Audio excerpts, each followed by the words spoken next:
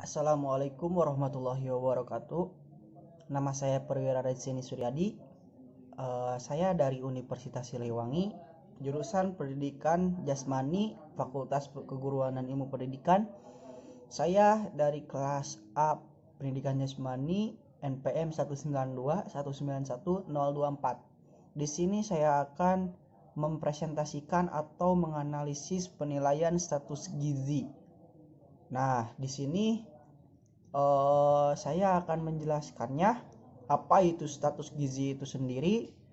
Status gizi itu adalah menurut Al-Matsir 2004 dalam Istiani Ari dan Rusilanti 2013.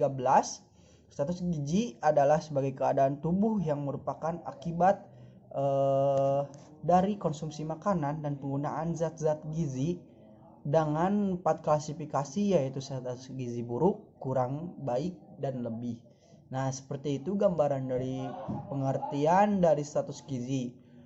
Nah, di sini juga ada metode penilaian status gizi yang dimana dibagi dua menjadi secara langsung dan secara tidak langsung. Untuk secara langsungnya itu yang pertama ada antropometri, yang kedua klinis, yang ketiga biokimia, yang keempat biofisik. Itu untuk secara langsung. Nah, untuk secara tidak langsungnya itu ada survei konsumsi, statistik vital, faktor ekologi.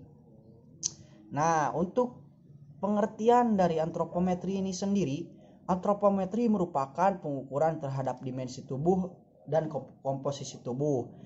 Pengukuran antropometri ini bertujuan untuk mengetahui status gizi berdasarkan satu ukuran menurut ukuran lainnya.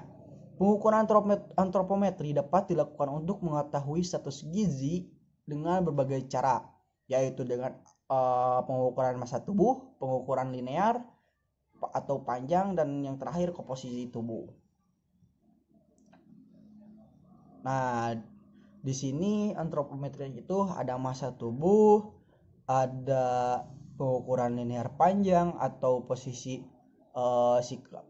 Pengukuran ini dilakukan dengan sikap berdiri tegak tanpa sepatu.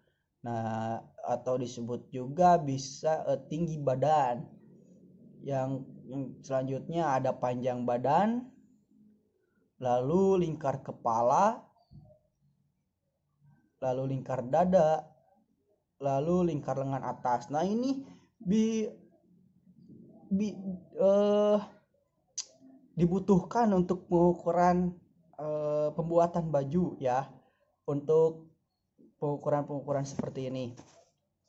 Tetapi ini juga penting untuk kita ketahui agar kita itu tahu apa saja yang dibutuhkan dalam pengukuran antropometri ini. Nah, tinggi lutut juga bisa diukur. Lalu yang terakhir ada lalu komposisi tubuh.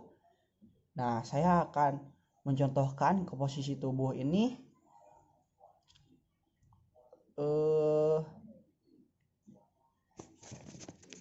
Komposisi tubuh ini dicontoh kasuskan di dalam dengan keluarga saya, yaitu contohnya itu ibu saya ya. Rumusnya itu berat badan dikali lipatan kulit. Nah, untuk lipatan kulitnya ini terdapat ada di tabel yang di share oleh dosen. Berat badan ibu saya itu 55 kilo dikali lalu lipatan kulitnya itu 27,8%. Bisa dikalikan menjadi 15,29. Lalu 15,29 ini dikurangi berat badan. Jadi berat badan dikurangi lipatan kulit hasil dari sebelumnya 55, berarti dikurangi 15,29 yaitu 39,71. Nah, jadi ibu saya itu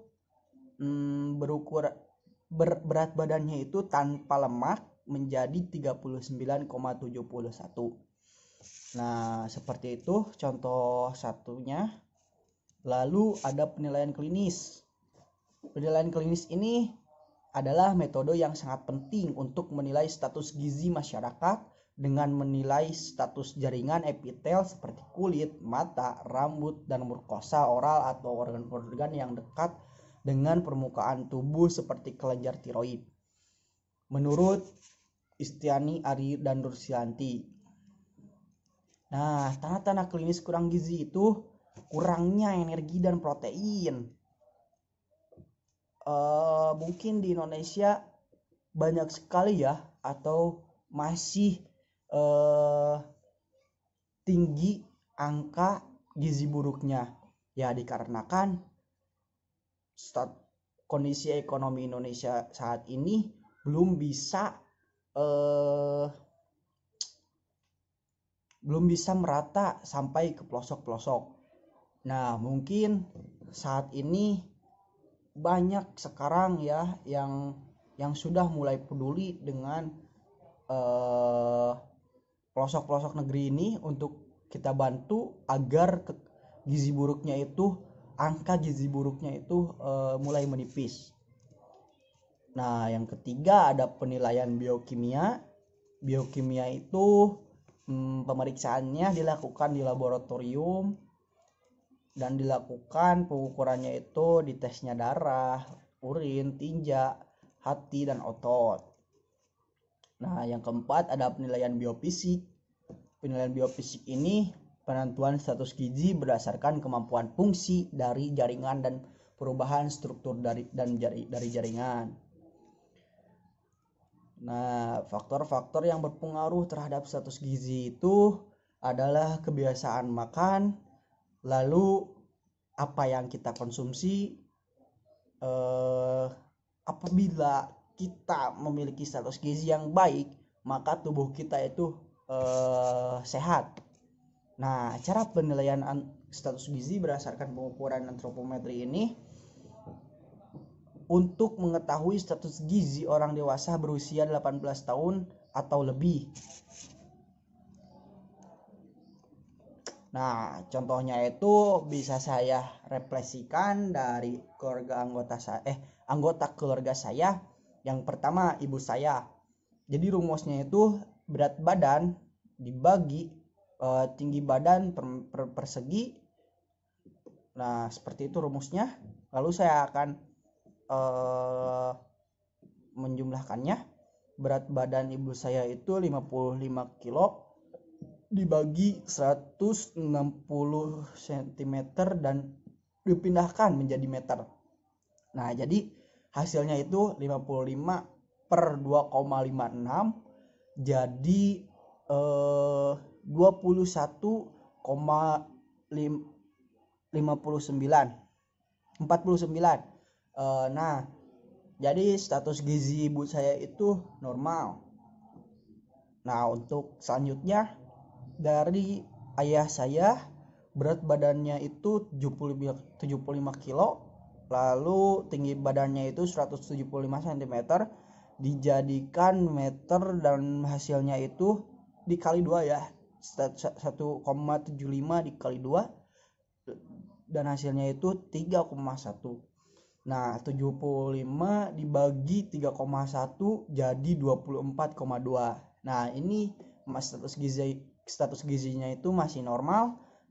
Nah, kalau kelebihan gizi itu ada di kisaran 25, dan apabila kekurangan gizi atau tidak normal, status gizinya itu sampai 18,4 ya. Dan untuk yang ketiga dari kakak saya, 50 berat badannya itu 55 kilo, lalu tinggi badannya 160. Nah, hasilnya jadi 55 dibagi 2,56 jadi 21,49. Jadi status gizinya itu normal. Nah, segitu saja mungkin dari saya. Mohon maaf bila ada kesalahan.